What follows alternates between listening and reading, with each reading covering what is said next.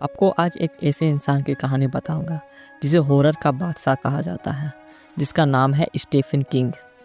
जिसे बचपन से ही डरावनी कहानियाँ पढ़ना पसंद था।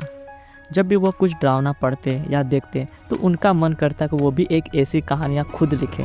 लेकिन उनका बचपन बहुत गरीबी में बीता। कई बार तो उनके पास खाने तक के पैसे नहीं होते थे, तो कागज़ और पेन खरीदना तो दूर की बात था। फिर भी उन्होंने कभी हार नहीं मानी। एक दिन उन्होंने सिंड्रेला की कहानी पढ़ी जो उनके दिल को छू गई। इससे उन्होंने एक काल्पनिक लड़की की कहानी लिखने का विचार आया। उन्होंने कल्पनाओं और हकीकत को मिलाकर एक चमत्कारी और डरावना किताब लिख डाला।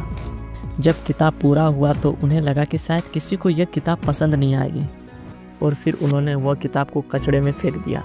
लेकिन उनकी पत्नी की नज़र उस किताब पर पड़ी। उन्होंने डस्टबिन से निकाला और कहा, अगर यह किताब पब्लिश हो गई तो आप बहुत मशहूर हो जाएंगे। पत्नी की बात सुनकर स्टीफन को हिम्मत मिली। उन्होंने अपनी कहानी को लेकर कई प्रकाशन से संपर्क किया, लेकिन सबने उसे मना कर दिया। आखिर में उन्होंने उसे डबलंडे नाम की एक पब्लिशिंग कंपनी को बेच दिया। उन्हें बिल्कुल भी उम्मीद नहीं थी कि उनकी कहानी छपेगी, लेकिन डबलंडे ने 1974 में कैरी नाम से इस बुक को पब्लिश कर दिया और स्टीफन को $400 दिए। इसके बाद तो जैसे उनकी किस्मत ही बदल गई।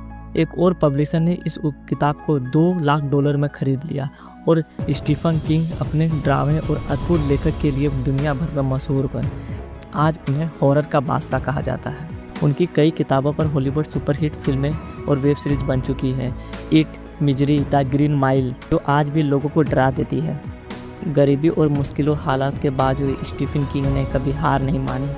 उनकी कहानी हमें सिखाती है कि अगर आपके पास कल्पना की ताकत और हार ना मानने वाला जज्बा है तो आप कुछ भी कर सकते हैं।